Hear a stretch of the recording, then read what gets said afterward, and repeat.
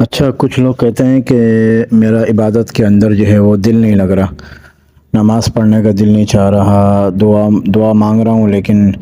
دل جو ہے وہ اداس سے ہے، بالکل جیسے غافل دل کے ساتھ، اور بالکل بھی دل نہیں چاہ رہا، ٹھیک ہے نا، نہ قرآن کریم کی تلاوت میں دل لگ رہا ہے۔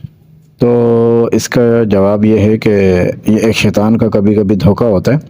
اور انسان کی کیفیت جو ہے نا وہ ہر مرتبہ ایک جیسی نہیں رہتی ہے، اور اللہ تعالیٰ کو عبادت مطلوب ہے، یعنی اللہ تعالیٰ چاہتے ہیں کہ میرا بندہ جو ہے وہ میری فرما برداری کرے۔ مزہ اور عبادت کے اندر لذت یہ مطلوب نہیں ہے، مطلب اس کو طلب نہیں کیا جا رہا اللہ کی طرف سے کہ مزہ ہوگا تو عبادت قبول ہوگی، عبادت میں تمہیں لذت حاصل ہو رہی ہے، دل لگ رہا ہے، تو پھر جو ہے وہ اللہ تعالیٰ کے ہاں عبادت قبول ہوگی۔ تو ایسا اسلام میں اور یہ شریعت میں ہمارے مطلوب نہیں ہے، ٹھیک ہے نا۔ عبادت مطلوب ہے، ہم نے نماز پڑھنی ہے،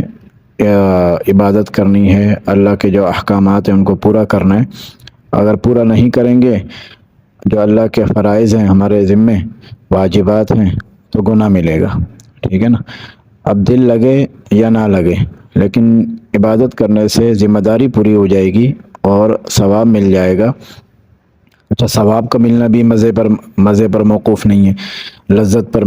موقوف نہیں ہے کہ مزہ آئے گا عبادت کے اندر تو تب جا کے ثواب ملے گا، نہیں، ثواب جو ہے نا وہ فرض ادا کرنے پر ہے۔ جب ہم اللہ کی جو ہمارے اوپر عبادت فرض ہے، جو احکامات ہمارے اوپر ذمے ہیں، اگر ہم ان کو ادا کر رہے ہیں، چاہے دل لگے یا نہ لگے، بس ہم ثواب کے مستحق ہو گئے اور جنت کے مستحق ہو گئے۔ تو اس وجہ سے بہت سے لوگ اس وجہ سے عبادت کو، نماز کو چھوڑ دیتے ہیں یا فرائض کو چھوڑ دیتے ہیں کہ دل نہیں لگ رہا۔ تو یہ ایک شیطان کا دھوکہ ہوتا ہے، اس سے جو ہے وہ ہمیں بچنا پڑے گا، اور ورنہ ہمیں شیطان جو ہے وہ مسلسل جو ہے وہ دور کرتا رہے گا عبادت سے، اور اس سے کیا ہوگا کہ شیطان ہمارے اوپر حاوی ہو جائے گا۔ وہ ایک شعر ہے نا، نفس سے کشتی تو ہے عمر بھر کی، نفس سے کشتی تو ہے عمر بھر کی، کبھی وہ دبا لے کبھی تو دبا لے۔ تو شیطان کو جو ہے وہ ہرانے کا کیا طریقہ ہے کہ مسلسل جو ہے وہ جیسے جیسے وہ عبادت میں دل سستی پیدا کرے، تو ہم جو ہے وہ عبادت میں لگے رہیں، مسلسل مستقل مزاجی کے ساتھ لگے رہیں گے، تو نفس اور شیطان کمزور پڑ جائے گا۔